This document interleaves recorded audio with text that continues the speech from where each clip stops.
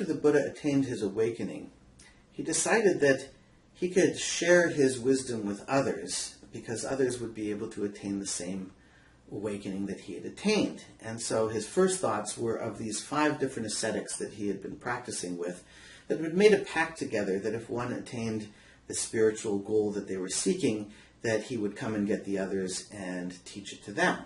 And so he goes to the deer park where they're practicing, and he gives the first sermon on the 4 Noble Truths, which lay the foundation for the development of the Buddhist tradition.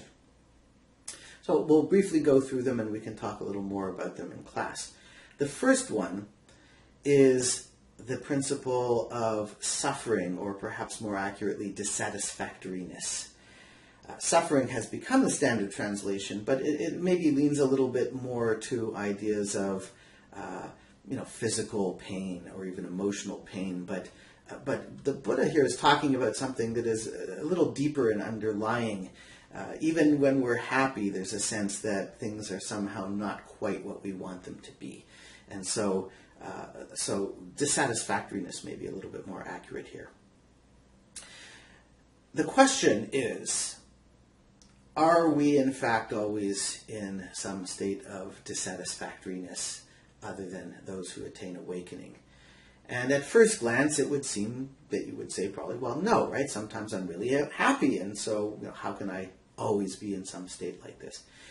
The idea that the Buddha is trying to convey here is that the way we live our lives and the way we think about ourselves causes us to have some underlying sense of dis-ease or even disease, right? A kind of spiritual disease. And this is really going to be to identify what the disease is. That's the first Noble Truth.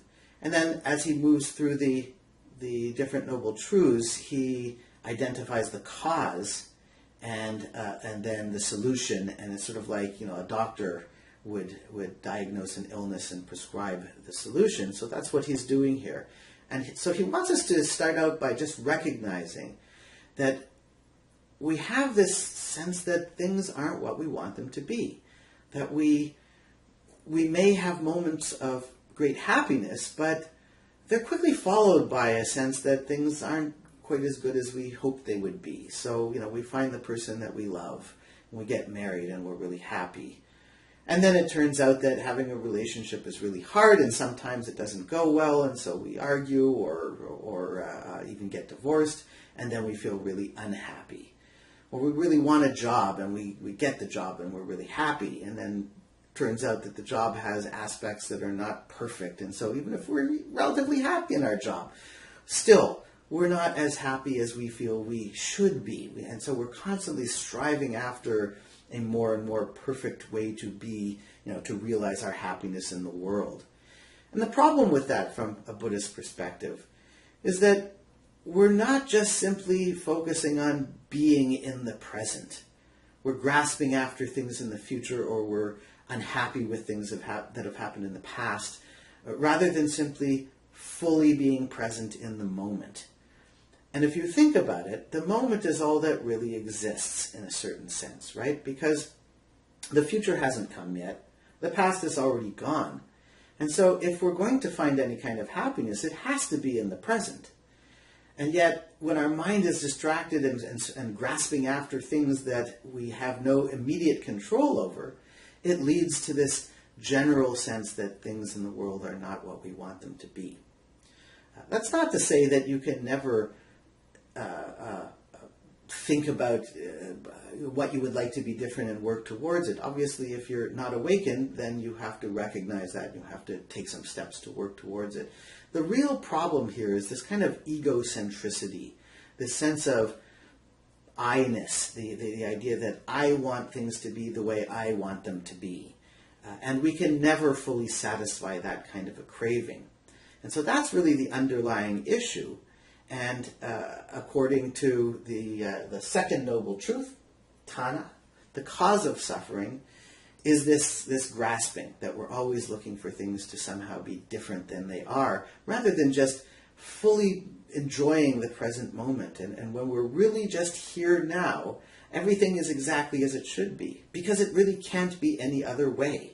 And so even if things are bad, that there needs to be a kind of acceptance of where the present moment is. It needs to be fully embraced, because when one sees the larger picture, the totality of all things, that everything in the end is really fine. Even when we die, it's fine. If you're reborn, you'll be reborn. That process will go on.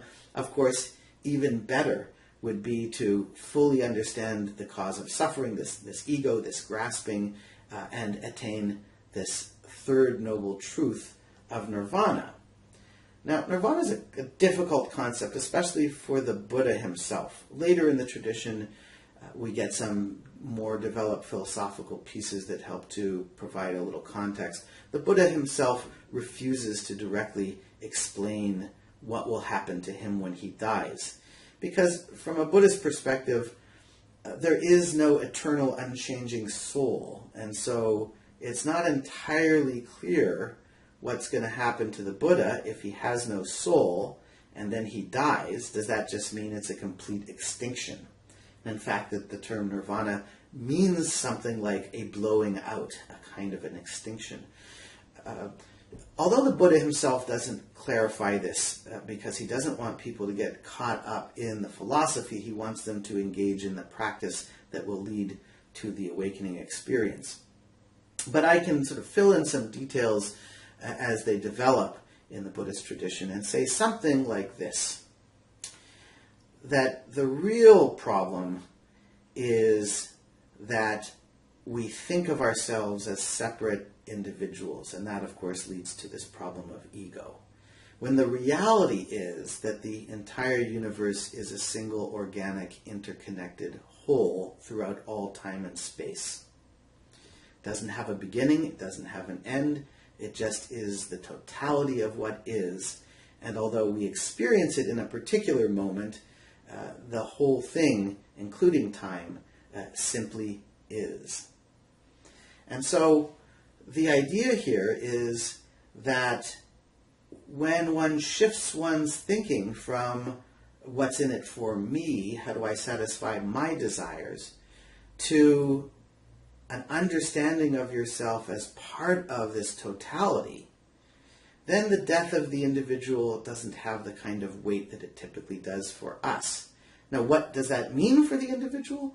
Of course, we already saw this in Hinduism, that there's some sense, some kind of merging of whatever it is that we are, which is slightly different in Hinduism than it is in Buddhism.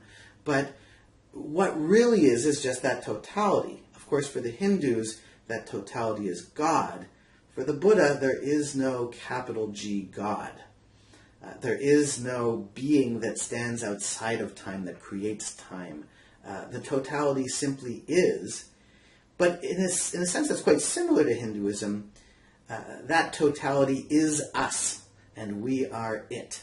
And so the secret here is to learn how to simply be fully in the present so that we can experience that totality. It's when we separate ourselves out from the totality to experience it as an ego that we miss the reality that is already there. So we're not really accomplishing something that isn't already there. We're just stripping away the layers of delusion to realize what is already present. And the idea then is that somehow or other, without an ego continuing to exist for eternity, but the totality is itself eternity, and so to attain this awakening is in one way or another to attain that kind of eternal bliss. Just don't over ego, make it too much of an ego thing where you conceive of it as a separate soul that exists in some kind of independent sense. It doesn't exist independently, but the bliss goes on, and the awareness is regarded as eternal. And so that leads to this last point in this part of the lecture, where we have the distinction between rebirth and reincarnation. For Hindus, there is an eternal soul, and that gets reincarnated time and time again, whereas for Buddhists, it's a process of rebirth, that the whole universe is kind of a mass of physicality as well as spiritual or aspects of consciousness. But that consciousness is itself a totality. You might say that if there's any sense of God here at all, it's not God as some separate being, but rather the totality of consciousness and physicality that is the universe. That is, in a sense, a God. So it's quite similar to what we saw in Hinduism. It's just that there's a concern here that we might conceptualize the soul as being too distinct. And so that aspect of it is eliminated. But otherwise, you can see that Buddhism and Hinduism really share a lot. So go back, you can read some of the material more closely, and then I'll come back with one final mini lecture in this part of the lecture on Buddhism, and I'll get at the fourth noble truth, where we can see the path that the Buddha establishes towards realizing this state of nirvana.